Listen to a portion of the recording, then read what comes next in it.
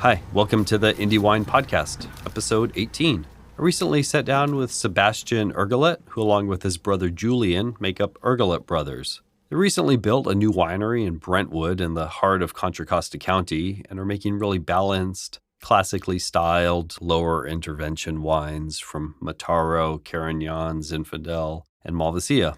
Everything comes from within a few minutes of the winery. They've also been planting a new vineyard at the farm that the winery sits on, concentrating on grapes that they feel will work well in the Contra Costa conditions. As Sebastian mentions, there isn't a historical precedent for certain white varieties in the area. We discussed growing up in Germany, ending up in California, and making wine in Contra Costa, amongst some other topics. You'll hear a little tour of their new vineyard before we go inside to sit down, and a little bit more at the very end. Here we go. Vigorous enough, and put that in. Got a really good take on the rootstock last year, and then came back maybe a month and a half ago. Okay. And planted our vines, and we got basically half of this vineyard is Malvasia de Piemonte, which is what we have on the other property, and that's something we enjoy making, grape that we enjoyed growing, and so we'll continue with that. And yeah, so you'll switch over up our yield on that a little bit. Eventually, to we'll this switch over to once here. it's online. Exactly. So our family wasn't really directly in wine. We did have, our grandfather. He was.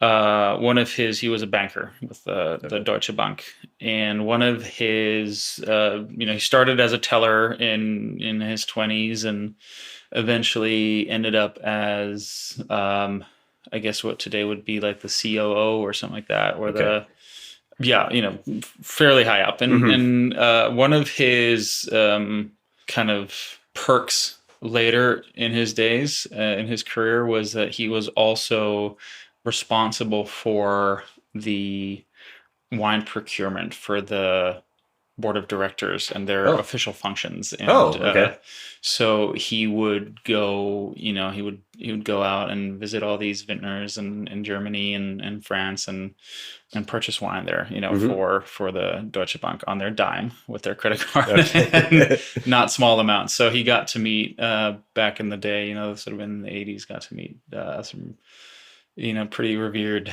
wine personalities back then. Yeah. And I remember one time I was visiting him. This was maybe a couple years into my wine studies, and I said, I still have a bottle down in the cellar. I don't know if it's still good, but it's an older vintage. Here, let me show you. So he shows me this bottle of a 1987 ice wine from Egon Müller Schatzhofberg, which is still considered one of the best sweet Riesling producers out there, and it's like the DRC of Riesling, if you will. It's hard to get your hands on bottles. They're simply expensive, and so my palms started sweating, and I said, it's like, this is like the end of an evening. We had 4 or 5 bottles of wine already, and he was like, should we open it? We'll see if we can pour it down the drain. And I was like, this is like kind of a big deal. Do you remember this? Where'd you get this bottle? Oh, the guy, Egon Müller, he gave it to me. And so we had a little conversation about it. And he was like, yeah, I guess he did seem like, he kind of made a big deal of it. So maybe we'll hang on to it. And I said, yeah, that sounds like a good idea. Let's find a special occasion to open the bottle. And so we did, one Christmas Eve, only a few years ago. We went at that bottle. It was good fun. And then his great-grandfather owned I guess you would call that food business. I'm blanking on the definition of what this business. He bought foodstuffs in bulk. Like a distributor? He was exactly. He was a regional. He had a distribution business, I guess. He would deliver to supermarkets, restaurants, etc. But he also owned a vineyard and had a wine brand. He was, I guess, pretty hands off, but he, that was in the family. And actually, one day my grandfather came up and he had a little kind of picture framed for me, and it was a label that he had found at his grandparents' house of one of the actual bottle labels. Oh wow! And he gave it to me. He was kind of like a negociant. Yes, kind of. yeah. That would be the closest for the wine. Exactly. Okay. Yeah. Very cool. This is the vineyard just right on the Rhine, and it's obviously not in this was before the Second World War, way before the Second World War. So a lot of things changed during that time. But it's a really cool little memorabilia. And so if we ever do make a Riesling, there's a good chance it'll have some rendition of that label on the bottle. So there was always kind of an affinity towards wine that our grandfather shared with us, but our parents weren't. We grew up kind of in the German equivalent of suburbia, and I didn't really have any context for wine until I was of the age to enjoy it and had the money to spend on it. And that was after I'd started studying. I went to school for study economics and philosophy after high school, and started enjoying drinking wine, and had very romantic notions of what it meant to be a vintner, winemaker. And it wasn't until I finished studying and graduated and started working for did an internship for a political consultancy in Berlin. Okay. That I was going to go on and get a master's degree afterwards. And it wasn't until then that I had second thoughts about a future in academia and sitting at my desk for 10 hours a day, reading papers and, potentially writing papers or, op-eds or analysis or whatever. And so I kind of shirked my placement for my master's degree, deferred it, and went and worked for a winery in southern Germany just for the summer, for harvest, or the summer and then harvest. And that's when I learned that you can actually study this. You can there's such a thing called enology and viticulture, and those are two courses at work combined into a course of study that you can actually pursue at a university. That was news to me. So I was like, oh, this is interesting. Probably good news. Exactly. And so eventually, not long after that, I decided to go back to school. I found a university that, so in Germany, there's two schools to choose from if you want to study enology. It's a fairly small kind of contingent of people that choose to do that. So there's not a lot of universities offering that. One is Geisenheim. Historically, that's the one that would produce most of the graduates. That historically that's where you would go. That was the only university, and then more recently, the Weincampus Neustadt, that's the University of Applied Science in Ludwigshafen, with their campus in Neustadt an der Weinstraße. That also offers a bachelor's degree and master's degree in enology and viticulture. The benefit of this course of study was that they combined it with an apprenticeship. In Germany, if you want to learn a trade, and first and foremost, winemaking is considered a trade. And then if you want to, you can go on and pursue a university education. Then it's an apprenticeship is a very kind of formalized process in Germany, and you get examinated afterwards, and then you get your license, and only after you receive your license are you able to work in that field. So this program allowed me to get an apprenticeship, which requires that you work. Basically, you learn from a business that that works in that trade for between 2 and 3 years, depending on, and only after that time. And so you're working there full time, essentially, Okay. right? Just as an apprentice. As an apprentice, Yeah. as this really, really classical idea of an apprentice. Yeah. And so I was doing that, and in my time off, there would be breaks of like a month here, a month there, that I would go to uni and for the first year and do my coursework, and then after the first year would switch, and I would be at the uni full time, and then at the winery during my semester vacations, basically. Okay. And then so that's how I was able to do an apprenticeship and get a degree. Saved me a little bit of time over going to uni full time, doing that, and getting an apprenticeship separately. Yeah. Getting an apprenticeship was important for me because I didn't come from a winemaking background, and it seemed very sensible to me to basically to be working at a winery full time for multiple full seasons in order to, and small winery at that. So you're working outside and in the cellar, and you're doing that during the winter, spring, summer, and fall, and then again and again, to really get the full cycle, and not just basically. That was pitched against a scenario where you go to school and then in your breaks you go and do a harvest, right? Got it. Which is also very common. That's also a great experience, but you're missing out on everything that happens in between the harvests. Yeah. Just the regular day-to-day exactly. sort of running of a exactly. commercial winery. Yeah, exactly. And what do you do in the winter?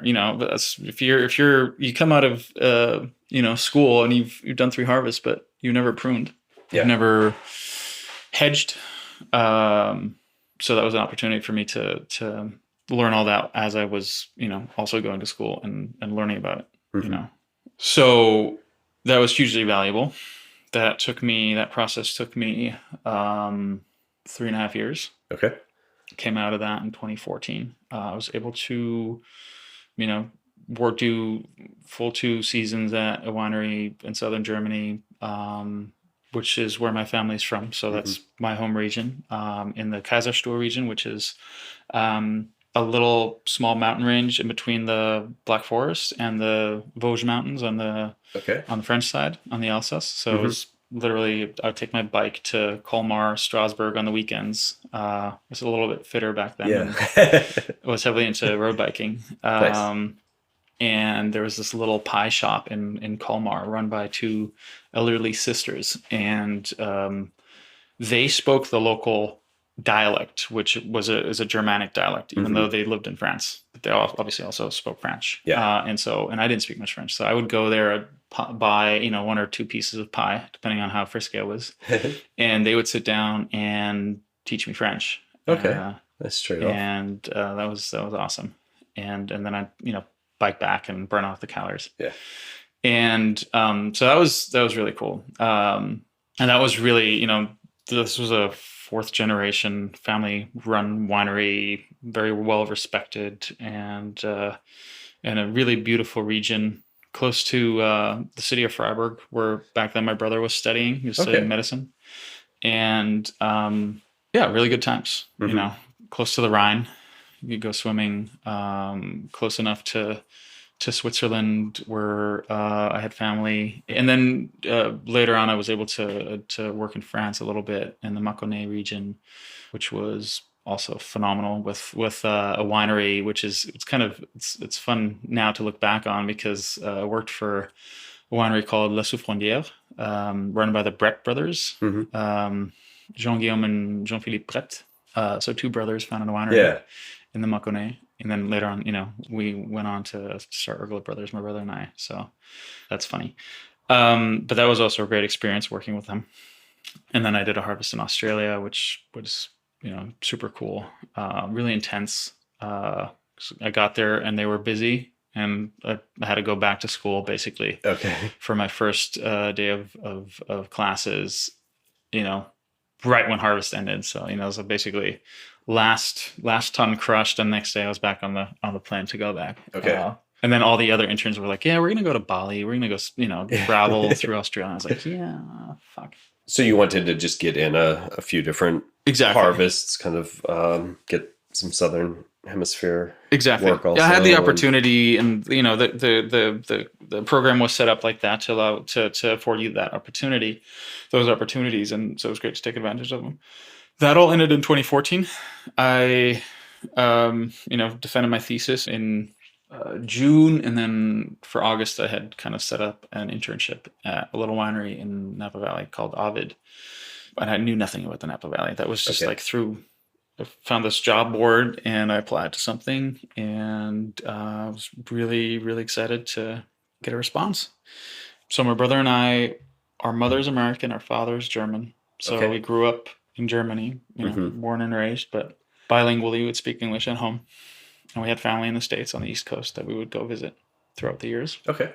And we have dual citizenship, but we've never really explored, that, our quote unquote American side. And so we thought now, we both finished our coursework around the same time, got our degrees around the same time. Me in Enology, Viticulture, him in medicine. And so we decided to come over here for harvest internships. So he had lined up a harvest internship. He had sort of been interested in wine. Okay. As I was starting to seriously consider that as a career choice. But he just wanted to he had just passed his, whatever that major exam was called that you take at the end of medical studies. Oh, the board. The board exam, exactly, board exam. In Germany. Okay. And, that's like half a year of just prep work, right? And then you take your exam, brain dump, and then you're kind of exhausted. Mm-hmm. So he thought, cool, I'll, do a harvest. I'll come over. We'll kind of, have this experience, do a harvest internship, go back, and then start practicing. And then, one thing led to another, and we found ourselves after a short amount of time, both, having the opportunity of taking full-time jobs in the wine field. I was going to ask if that was if the California trip was, if you're planning on making that a permanent thing, or if that not was, at all. That was very going to much be a temporary, absolutely, maybe a year at the most type thing, or it sounds like even less. Maybe it was really 4 months or something. Exactly, yeah. And no, there wasn't really. We didn't have the outlook that we were going to stay long term or full time. Mm-hmm. But yeah, my brother started working with a gentleman by the name of Aaron Pott. He has a consulting business. He's a winemaker, has his own brand, and consults for a couple other wineries. And so my brother started working with him. Before long, I also started working with him. So he was very conducive to our success, or our futures in the States. Yeah. He's become a dear friend and really instrumental in setting us up here. That's awesome. And so in 2015 in the spring, we both found ourselves in full-time winery positions. Me in Napa, and him at Contra Costa. So this is how we found out about Contra Costa. My brother ended up working for a winery down the road called Hannah Nicole. Oh yeah, okay. That Aaron Pott was consulting for. And then he calls me up and says, "Hey, did you know there were like really old vineyards around here? Should we go check them out?" And so I come out, and we kind of get to know Tom Nel Barba and learn about the wine growing history of Contra Costa. And we had no idea, and found that super interesting, super intriguing. I was like, oh my God, imagine we could like get our hands on some of that. Yeah. What would we do? And that didn't happen immediately, but eventually in 2016, we got a little bit of fruit from Tom and started playing around with it. What did you get from him that first year? Mataro and Carignane. Yeah, and then in 2017, we had the opportunity to take over the vineyard, the Cicchini Vineyard on Delta Road. And that up until then was farmed by my brother's now, brother-in-law. And then I think is when really we realized, hey, there's something here. We could actually, if we wanted to, we could actually, really make some wine, and, let's consider that. What would that take? And it's always been kind of the goal, I guess, that was still the remnant of that romantic vision of what it meant to be, a vintner, winemaker that I held when I was at university way back when. That obviously was very far away from reality, but this kind of small, family-owned business, or in French, the vigneron that works in the fields and makes the wines from the grapes that he grows, and finds joy in that, is a very romantic notion. Remains a romantic notion, and we try to do a little bit of that here to an extent. it doesn't translate one-to-one. You can't just take an idea from somewhere else and sort of implant it here and say, hey, that's just what I'm going to do. Yeah. But we noticed around about 2017 that or we said, okay, well, let's explore this. So we started exploring that. It took until 2019 for us to actually, come up with the brand. This is our first release, came out in 2019 in the fall. And that's after my partner at the time kind of locked me in the room. She has an art background. Okay. And with a kind of a printmaking set, and I said, what do we represent? Okay, this is Contra Costa. What is the significant landmark in Contra Costa? There's this, historically, wineries in Germany often, or France or wherever, often will have, there's so many small family-run wineries, and oftentimes they'll have like the local landmark, whether that's a natural, whether it's a hill or a significant building or castle or church or rock formation on their labels, right? To distinguish them from someone 10 miles down the road that has a different landmark. So I thought that would be cool to put Mount Diablo on the label. And so I took a picture, I sat down and tried to carve that out of this block of rubber, and then we went over to the printmaking press and tried it out, and that is pretty much one-to-one what we put onto the label. So it's a very rudimentary process, but I think it captures closely, as I said earlier, you walk out of the winery and that's what you're looking at. And it's that view. Doesn't need really a lot of that explanation. Really is that view that you see when you walk out of the winery. Yeah. And so for my brother, the question was, okay, a bigger one. I had a winemaking background and he had a medicine background. So, there are a couple of points along the way where you have to consider, okay, I have this awesome, opportunity to work with Aaron and Hannah Nicole, and they had a great working relationship, and it was a lot of fun too. It was so exciting in the beginning when we first got in here, and everything was new and exciting and somewhat overwhelming, and our first kind of baby steps in the real world and with real jobs, but eventually he made the decision for himself that he was going to pursue this as a career, and I don't think he ever regretted that.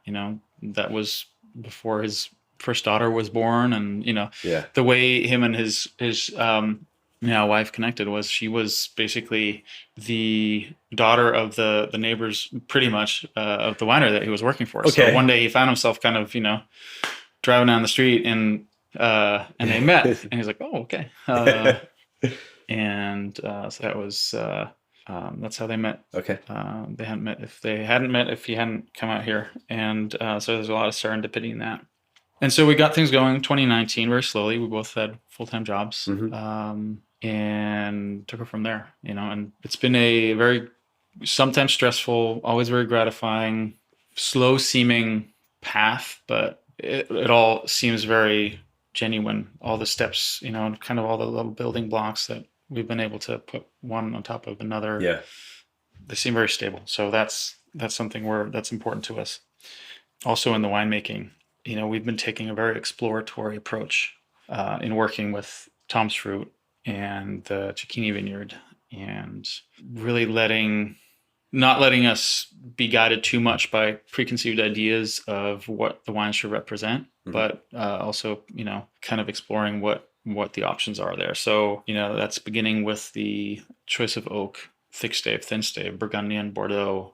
Do we barrel age 12 months? Do we barrel age 18 months? Those are things that we've all explored along the way quite excessively, and with the goal of seeing what works best for these wines. Yeah. So, it was a little bit daunting to not have kind of a recipe or not have an approach, because we're not, at this point, we're not doing it for charity. The deal has to pay for itself at least. Sure.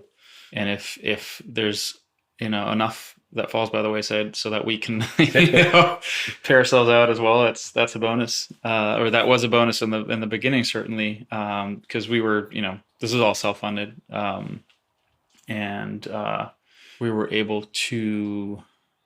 That's why it also took a little bit longer, but we were able to build this as we were, as we had time and resources.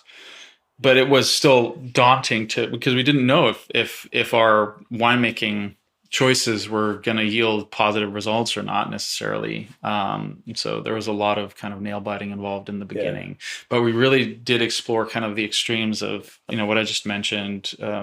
Also as far as like fermentation choices, as far as picking times, picking earlier, picking later. And I feel like slowly but surely, now after how many vintages are we in? We did 2016, we did 18, 19. We didn't do 20 because of the fires, and then 21. So this is going to be our fourth vintage really that we're releasing, or is, 2020, 21 reds are coming out now. And we're slowly but surely, I feel, getting into our main kind of lane of where, where we feel the wines represent the climatic conditions, soil conditions that we're working with, and obviously also our preferences, but kind of honing in on a style, exactly. the winery, and that's very satisfying.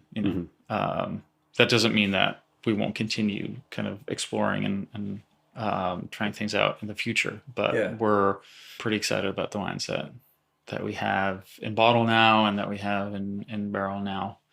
Were there any kind of like aha moments when you were experimenting with things where you felt like, you really felt kind of locked the wines closer to your style? Yeah, certainly. There were a couple along the way. I would say so far, some of the big ones have been how long as far as oak choice, neutral oak versus new oak. Really don't see the need for bringing in new oak flavors, new oak aromas for these wines at this point. It's not to say that we might not make that choice down the road to an extent, but very happy with the aromatic expression of the wines and bringing that out, and their inherent sort of aromatics, and not mask that with oak. That's number one. Also, the amount of aging in oak versus aging in barrel, in bottle, before release. And then, we're very happy using Burgundy barrels now. We use 100% Burgundy, thicker staves that we can get our hands on. A little bit of larger oak vessels as well. That's something we'd like to expand on down the road as we're able to get some more larger oak vessels, whether that's, punch-ins or something, even larger than that. This is definitely something we would continue to explore, and that's for the red wines. Yeah. And then also, something that we're really focusing on right now is the use of sulfur. It's we're not dogmatic, I think, in general in our winemaking. Don't want to be. So this notion of 0 at all cost is not necessarily ours. At the same time, I don't necessarily like working with sulfur, in the cellar. It's not a very enjoyable process. But I understand why it's necessary sometimes. And, I use it, I have a strong background in using sulfur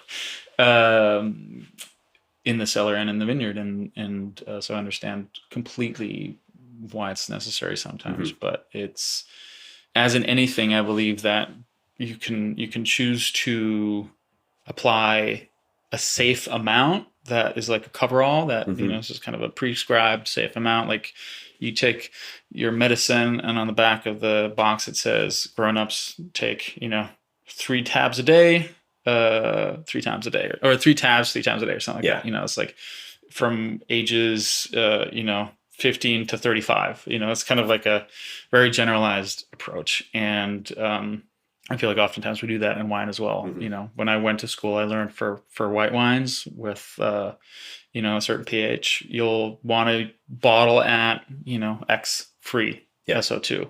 For red wines with a certain pH, you'll bottle Y free SO2.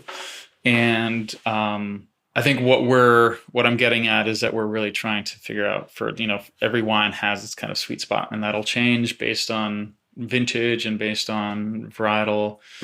And so we're spending some energy on, finding that sweet spot and figuring out, do we really need to bottle our wines at, 25 free, or is it enough to add, 10 free or even less? Who knows? So we kind of dialed that way back. And that's been a great kind of, there have been a couple aha moments along the way. Yeah. Also in sort of exploring wines from peers that are made that way. In the natural wine world, those are wines that I enjoy drinking often when they're well made. There's a lot of shit out there. In the quote unquote natty wine world, there's a lot of shit out there in the conventional wine world. Yeah. So it's more important. It's really not about the categories. I don't care at all about whether wines are considered natty or not, or natural or not, or conventional or not. If they're well made, you can taste it. And one sort of essential truth of a well-made wine is that it is the winemaker considered its condition and makes his winemaking decisions based on what the wine needs or doesn't need, and that is quote unquote the art. That is the quality of a good winemaker. It's like a good watchmaker. He knows exactly, or a good, he's not an artist as much as an artisan, and knows well his craft and can kind of make decisions that are pretty granular and fine-tuned to the product he's working on. And that's much more important than the label that the wine holds. And so that's essentially that idea encapsulates what we're trying to do, and figuring out better what the wines really need. And so we find that, in 2020, we fared really well with administering much less so far, Wines are still developing on the bottle, but I'm really happy with the development right now. Are you tending to add any sulfur at crush, or do you save it until again? We're not. If ever we needed to, we would. We're not dogmatic, but we would likely consider, try to figure out how much is necessary. Again, you could say I had 30 at crush, I had 20 at crush, I had 15 at crush. Those are all like based on what do you make those decisions. Where we wouldn't be dogmatic about this, we have not had to here yet. That is not to say we may in the future if the quality of the grapes requires it. If there's a lot of rot or even a little rot, rather than risking mayhem in tank and your VAs racing away from you, we would certainly consider that. And then in as far as in the cellar in the barrel. In the beginning, especially as we were still making wine at a custom crush facility before we were able to build our own winery here, we were a little bit more conservative. So, 2016, we went to bottle with, I think, somewhere maybe 30 free SO2, ppm SO2.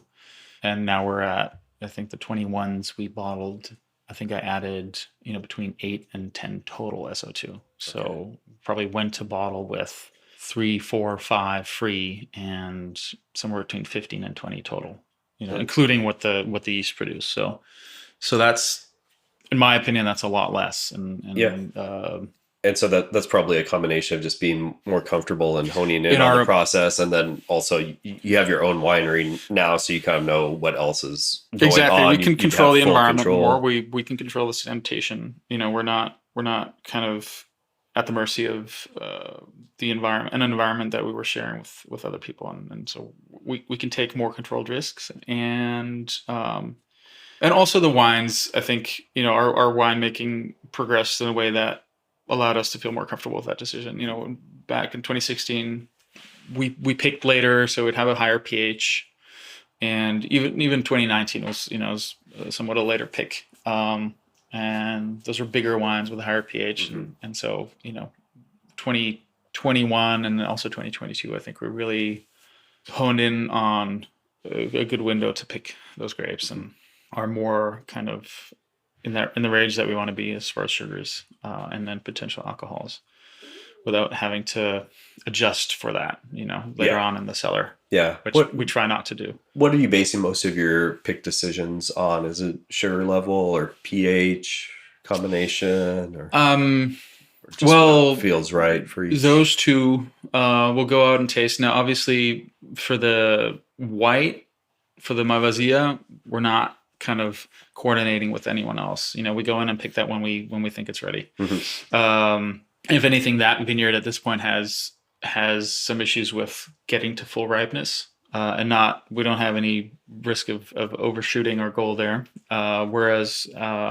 with fruit from the Del Barbas, we'll be coordinating our picks with the other winemakers that are receiving fruit from there. So that is a little bit more challenging for us. It was in the beginning certainly more challenging for us to really go in when we think is a good time. That process, as we've kind of understood better the kind of the dynamics during that time, and that process has become a little bit easier, and so now we feel like we typically are able to get our fruit off when we need it, because there are also at this point more parties getting fruit from those vineyards, so there are more pick dates, if that makes sense. It used to be a handful, and so we'd come in and pick everything at the same time. Out of those handful, there was one person that felt like he was getting the fruit exactly when he wanted it, and the other 4 were getting either too early or too late. So, and now you have maybe 10 different parties getting fruit from those vineyards, and so you're able to also organize more pick dates, and everyone will get closer to their desired pick date. A little more like granular control. Yeah. So that's been very helpful as we've been able to get more people into the boat and kind of get them excited about the fruit. So, can you tell me a little more about that Del Barba vineyard? It's kind of a legendary vineyard in Oakley, I feel like. It's been around for a while, right? A couple years. So Tom Del Barba is our friend and grape grower. He took over the farming from his dad, Fred, who's in his mid-80s. Still lives down the road with an old vine Mataro vineyard behind his house that not 2022 but 2021 the Mataro was from that plot. And that vineyard was planted in I think 1885 or 1887. Fred took over from his dad, and I think before that generation, I think at one point in time the Del Barbas were sand farmers as opposed to grape growers, which means nothing else than there was a lot of sand mining going on in this region that, as your local was used to build up the East Bay. Basically, that the sand from here was used to fill in the East Bay, so that Oakland and Berkeley could be built on, is it Highway 80? 880. 880 was built on wouldn't sink back into the water. Or actually, you're correct. 80.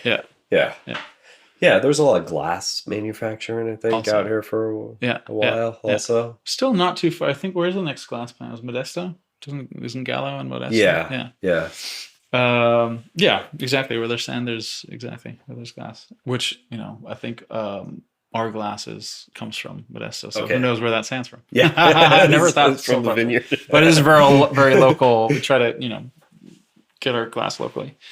And so, when my brother moved here, he got to know Tom and then eventually his dad, and they would hang out, shoot the shit. And then eventually, we started getting a little bit of fruit from him and started brokering his fruit to an extent. And it's been a great relationship. The benefit of that is that we know his vineyards pretty well. Yeah. And that we can, we now know when what ripens and when we have to come in for the fruit that we might want to use for the rosé that is direct to press fruit.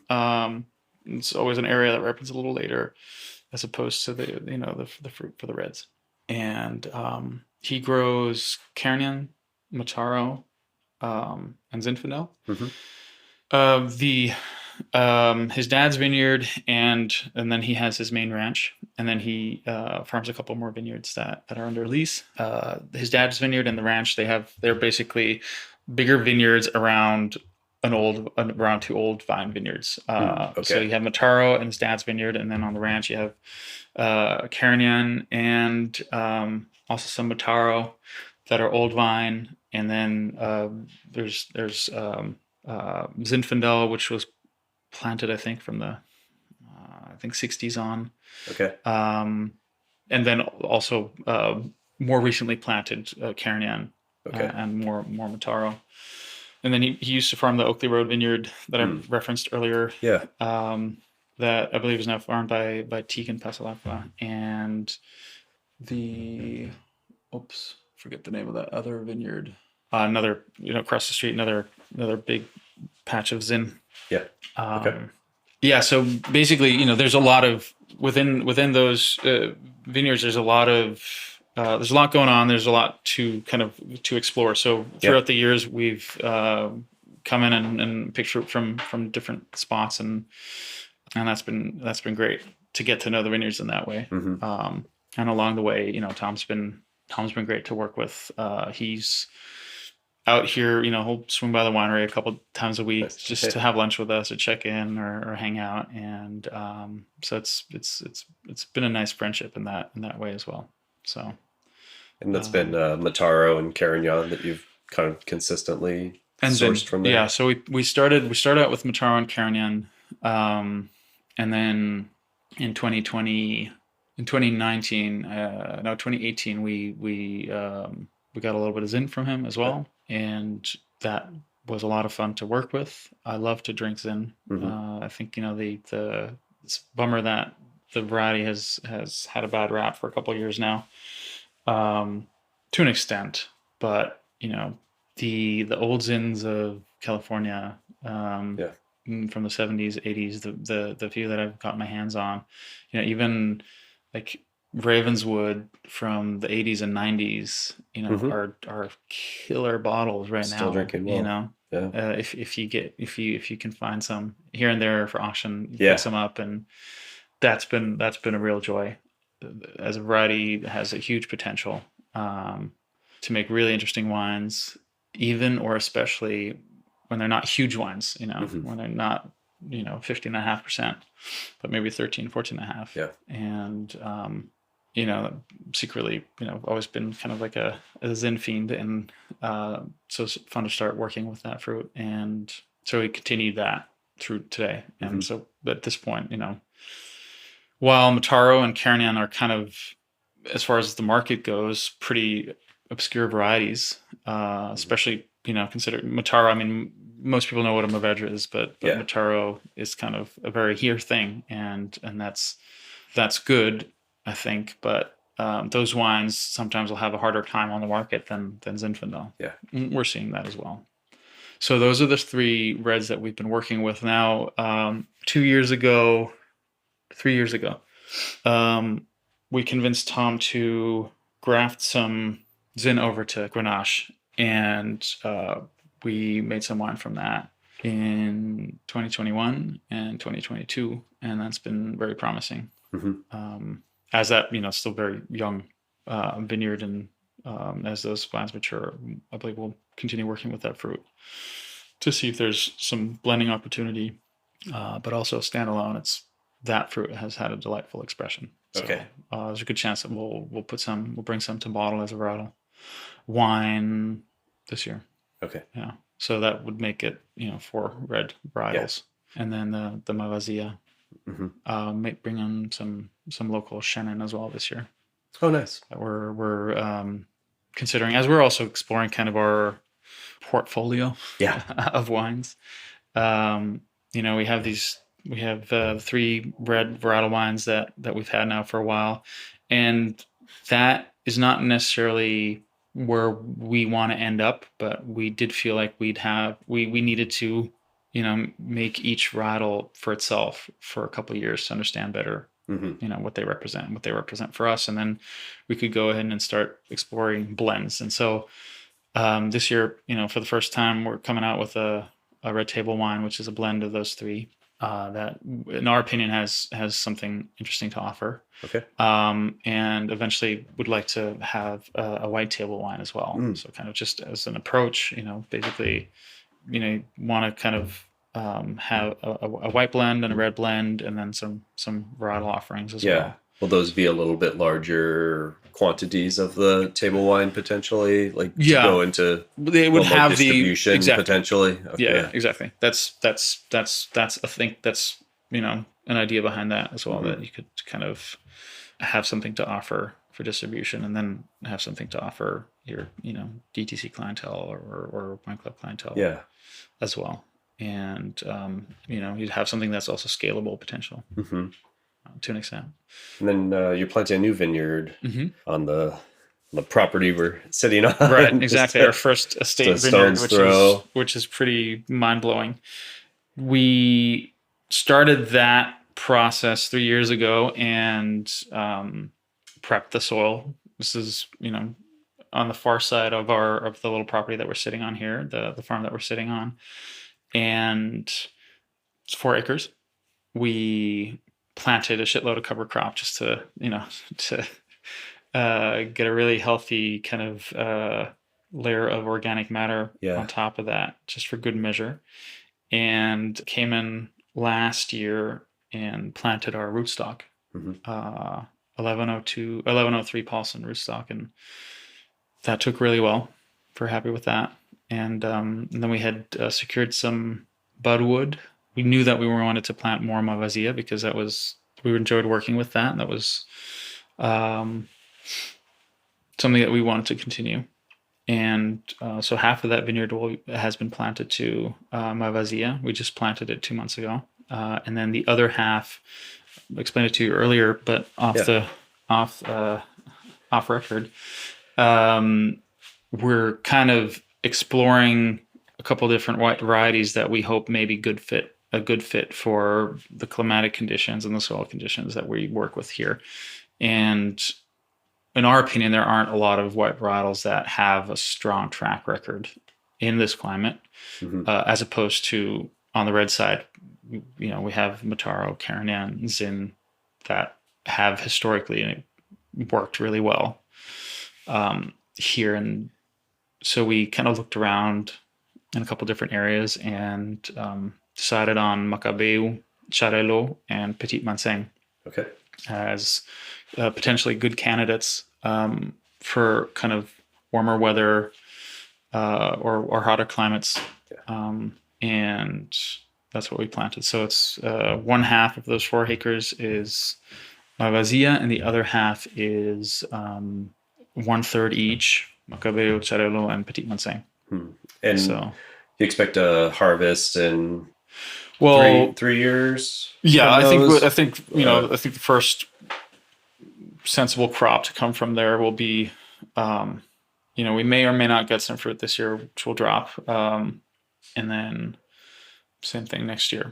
We'll have to see how it goes, but I don't expect us making any wine from this vineyard before, let's see, 2025.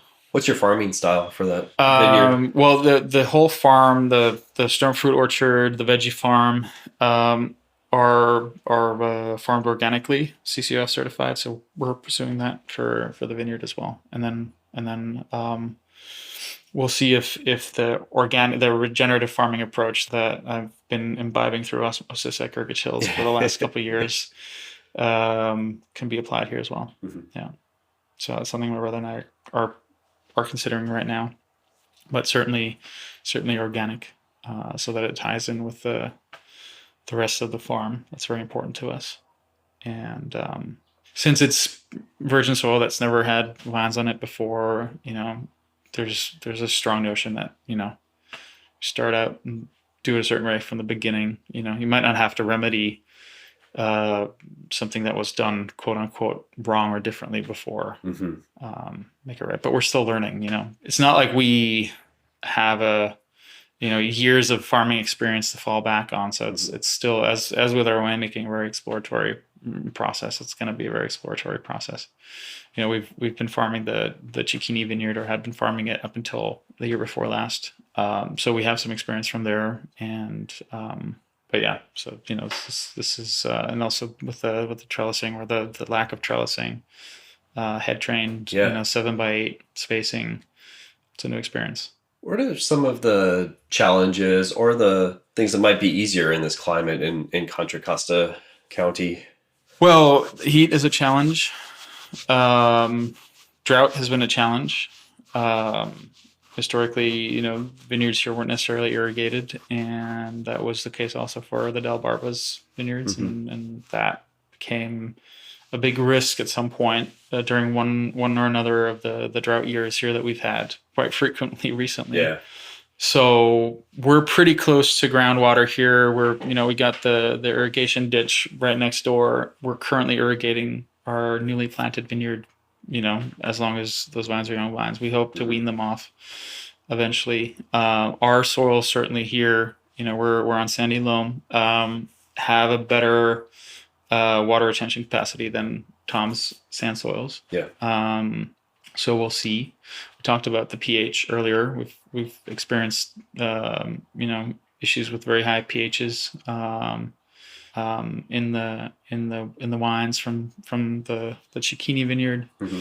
And that was one of the reasons you planted the rootstock. Exactly. Right. Yeah. Which we hope will help mitigate that issue, as it takes up less. That rootstock particularly takes up less potassium from the soil than others. I think maybe you look at the books, like around 30% less. So okay. So considerable. Yeah. But again, it's exploratory. We'll have to see if that holds true. It's kind of always a gamble with the rootstocks. We could have gone with something that historically has worked well, like St. George or something like that. But we'll see. And your other big project the last couple of years has been the winery, right? Yeah, that's correct. Yeah. How was building a winery from scratch? Phenomenal. Super stressful, but phenomenal. So this was in, we kind of jumped over that, huh? 2020, up until vintage 2020, we were making our wine out in a custom crush facility in Napa. Mm-hmm. And that was a great solution for us back then. But we were feeling the pinch points of that kind of setup, especially where we, with both of us having full-time jobs, that also kind of kept our attention elsewhere during large parts of a normal business day, and then having to kind of hustle to make it over there through traffic and try to pursue some winemaking on our own wines. Yeah. But then, being kicked out at closing time, or having to be at the mercy of the other people that we're making wine with, in terms of, sharing machinery and space. And so it was always, we were always kind of looking for the opportunity of having a space of our own, whether that was rented or leased or whatnot. And then ultimately, I think saw the potential in this space here on the farm, this warehouse that was being rented out back then. We were renting it out. My brother was renting it out to a beekeeper that had also a friend of ours that had a queen breeding business, and also he had his beehives that he took out, and he would go and pollinate citrus orchards and whatnot here in the area. He's now out in Martinez, but so he was renting this part of the warehouse. And then when he moved out, this is right when COVID started. We said, well, let's just do it now. Let's not wait another 5 years or 10 years when we're all kind of, busy with our families and whatnot. So we just started kind of from scratch and took this space. I forget what the footprint is. Let's say 100 by 25, right? It's very simple for the listeners that can't see it. It's a prefab metal frame warehouse with corrugated metal walls, as you see everywhere. Standard kind of dimensions. And we took half of that, insulated it, built it out, put a barrel room in there, put cooling capabilities in there, a little office, and we have a functioning winery now. We have a tank room, we have a barrel room, case goods storage with all a barrel room that also serves as case goods storage, crush pad out front. We put in drainage and electricity, and that was a process that is still ongoing. We're not quite done yet, but we're functioning winery now. It took us, from March 2020 through essentially December 2022, I think is, we were able to produce here in 2021. We were able to make wine here, but it was the walls weren't on yet. You can see insulation everywhere, and so it was exciting. But it was functioning, right? And it's also probably exactly. We have solar panels on the roof that were installed 2 years ago. Yeah, it's enough solar energy to feed back in the grid and feed our needs here, which is nice.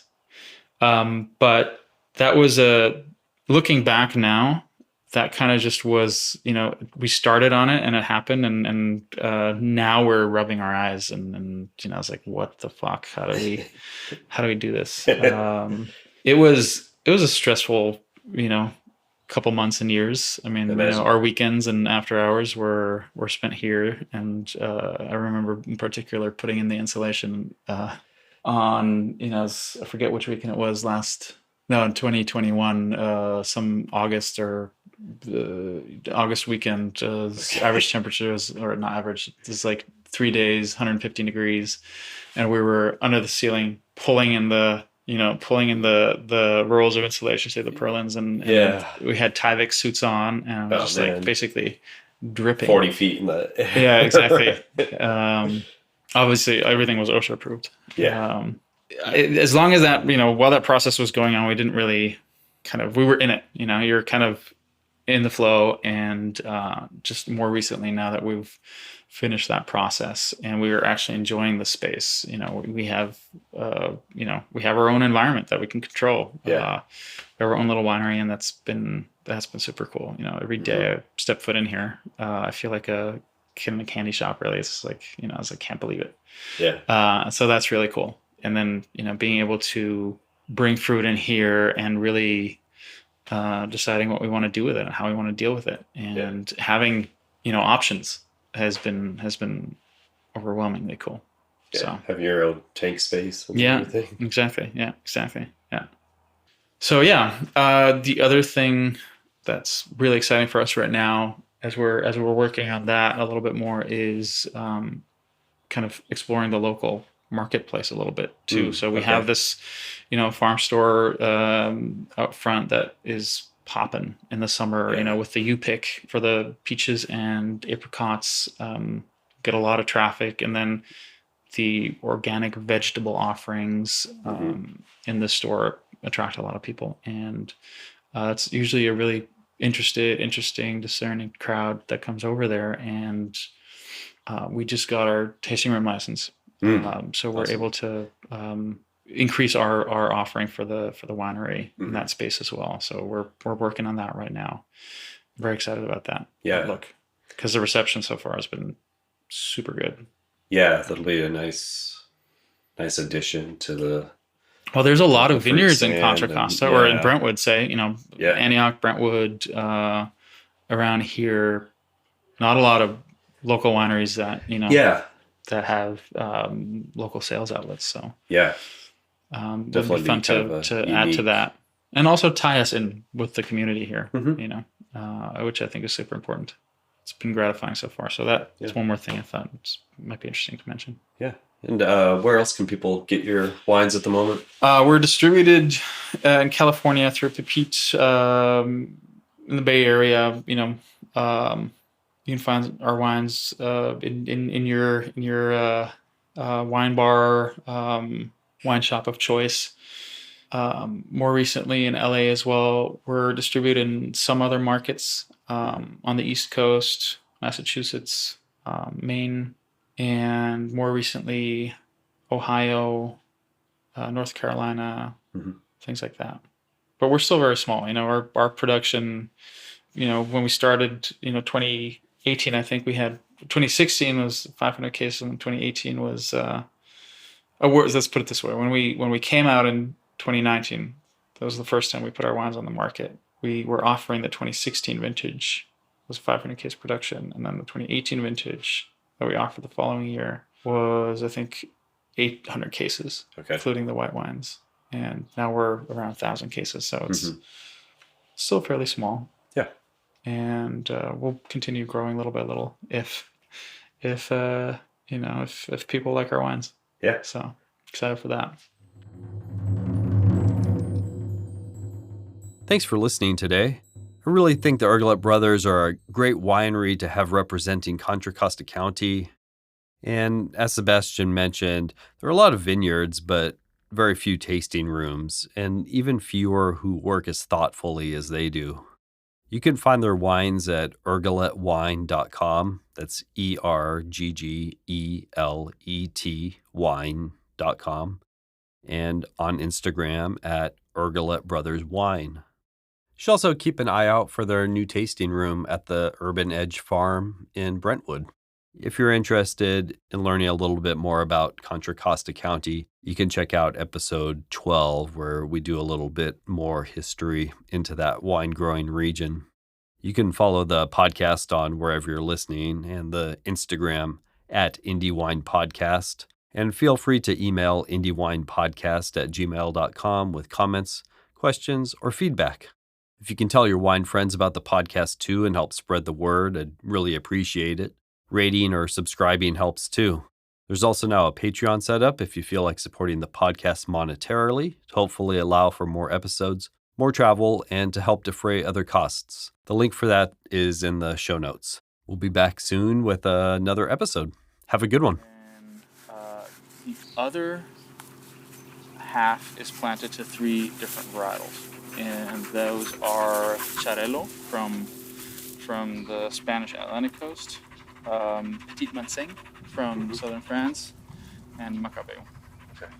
The reasoning behind those grapes is because historically there's no strong kind of white grape growing culture in this area, whereas you have your 3-4 historic red varietals that have been grown here for more than 100 years. Mataro, Carignane, Zin, and that's mostly due to cultural reasons and what the immigrant back then deemed appropriate and brought over. And but all the grapes that are white or white varietals that are being grown here don't have that same history, and they were planted much more recently. And in our opinion, a lot of them aren't necessarily suited for the climate here today.